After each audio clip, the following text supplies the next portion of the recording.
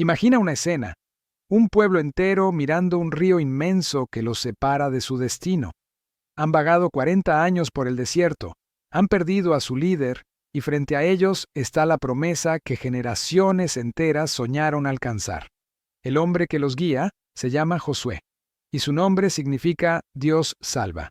El libro de Josué narra el paso de una nación errante hacia la estabilidad. Es la historia de un relevo. Moisés ha muerto, y la misión de cumplir la promesa recae ahora sobre los hombros de su aprendiz. Pero Josué no solo hereda un pueblo, hereda también sus miedos, sus dudas y su esperanza.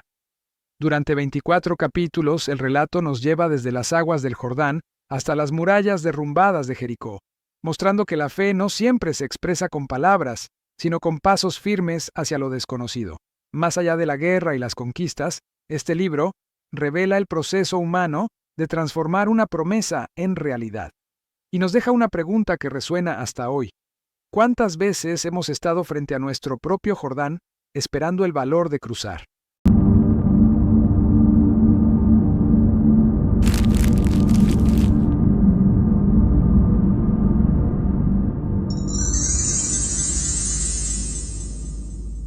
Josué fue un líder formado en la sombra de un gigante. Durante años acompañó a Moisés, observando cómo guiaba a un pueblo difícil, impaciente y lleno de contradicciones. Lo conocía todo, la fe de su maestro, su cansancio, su lucha interna. Por eso, cuando Moisés muere en el monte Nebo, la carga de continuar la misión recae sobre él. El comienzo de su historia como líder es también un momento de incertidumbre colectiva. Sin Moisés, muchos dudan del futuro, pero el nuevo líder recibe un mensaje directo y firme: esfuérzate y sé valiente. Esa frase será el latido del libro entero. No es una orden militar, sino una declaración de propósito. La valentía no consiste en no temer, sino en avanzar a pesar del miedo. Josué organiza al pueblo y se dispone a cruzar el río Jordán. Cuando los sacerdotes que cargan el arca pisan el agua, el río se detiene y el pueblo cruza en seco. Es una señal de continuidad. El Dios que abrió el Mar Rojo para Moisés, ahora abre el Jordán para Josué. Una de las escenas más recordadas ocurre en Jericó. Josué no ataca con armas, sino con fe. Durante 7 días marchan alrededor de la ciudad. El 7º día, las trompetas suenan y los muros caen. Es la conquista más simbólica del libro.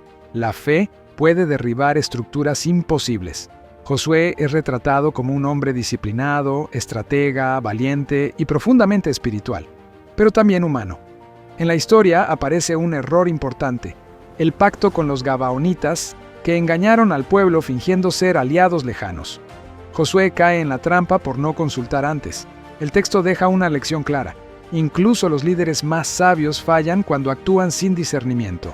A pesar de los desafíos, Josué logra unificar al pueblo, liderar múltiples batallas y dividir la tierra conquistada entre las tribus. Sin embargo, su mayor victoria no fue militar, sino moral: mantener la fe viva en medio de un proceso largo y agotador. Al final de su vida, Josué reúne al pueblo en Siquem y les recuerda todo lo que han vivido. Con voz firme, lanza una frase que ha sobrevivido milenios: yo y mi casa serviremos al Señor. Es la síntesis de su vida: liderazgo con propósito, servicio con integridad y fe que se demuestra en acciones. El libro de Josué es el 6º libro de la Biblia y el primero de los llamados libros históricos. Su propósito es mostrar el cumplimiento de la promesa hecha a Abraham, una tierra para su descendencia. Consta de 24 capítulos y se puede dividir en 3 secciones principales. La primera parte, capítulos 1 al 12, narra la conquista de Canaán. Josué guía a los israelitas a través de una serie de campañas militares organizadas, primero el centro, luego el sur y finalmente el norte del territorio. Cada victoria se presenta como el resultado de obedecer instrucciones específicas. En Jericó, el ejército calla hasta el momento exacto. En Jai, una derrota inicial enseña a depender de la guía divina. La segunda parte, capítulos 13 al 22, describe la repartición de la tierra entre las 12 tribus. Aunque puede parecer una sección técnica, representa el cumplimiento de la promesa ancestral. Por primera vez, las familias tienen un hogar estable después de generaciones de peregrinación. Aquí también se establecen las ciudades de refugio, lugares donde cualquiera que cometiera un crimen accidental podía encontrar protección. Es una muestra temprana de justicia y humanidad dentro de una época violenta. La tercera parte, capítulos 23 y 24, recoge los discursos finales de Josué. Ya anciano, advierte al pueblo sobre el peligro de olvidar su origen. Les recuerda que la verdadera conquista no es mantener territorios, sino mantenerse fieles. En ese contexto, pronuncia su célebre declaración: «Yo y mi casa serviremos al Señor». El estilo del libro combina narrativa militar, elementos poéticos y reflexión moral. Cada batalla no solo muestra una estrategia, sino una enseñanza. La caída de Jericó simboliza la fuerza de la fe. La derrota en Jai enseña la consecuencia del engaño, y la victoria sobre los reyes del norte muestra la importancia de la unidad. Históricamente, el libro es una transición entre el Pentateuco, los 5 libros de Moisés, y la era de los jueces. Marca el paso de la dependencia a la acción, de la promesa a la realización. Su mensaje central podría resumirse así: las promesas requieren movimiento. Josué y su pueblo no recibieron la tierra sin esfuerzo. Tuvieron que marchar, luchar y perseverar. Es una metáfora de la vida. Las promesas más grandes no se conquistan esperando, sino caminando.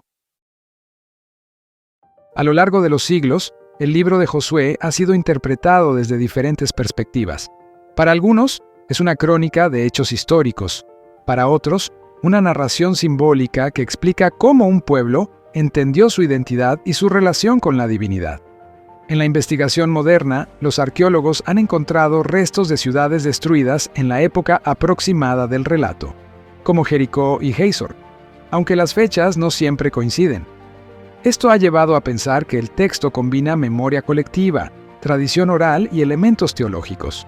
Más allá de su valor histórico, Josué encarna la transición espiritual, el paso de la espera pasiva a la acción consciente. Representa el momento en que la fe se convierte en movimiento. Así como Moisés simboliza la ley, Josué simboliza el cumplimiento. Su nombre en hebreo, Yehoshua, significa Dios salva, el mismo significado que Jesús en griego y Jesús. Muchos comentaristas han visto en esto una conexión simbólica. Ambos conducen a su pueblo hacia una tierra prometida, uno física y otro espiritual. El legado cultural del libro es inmenso. La caída de Jericó ha inspirado himnos, obras de arte, películas y sermones.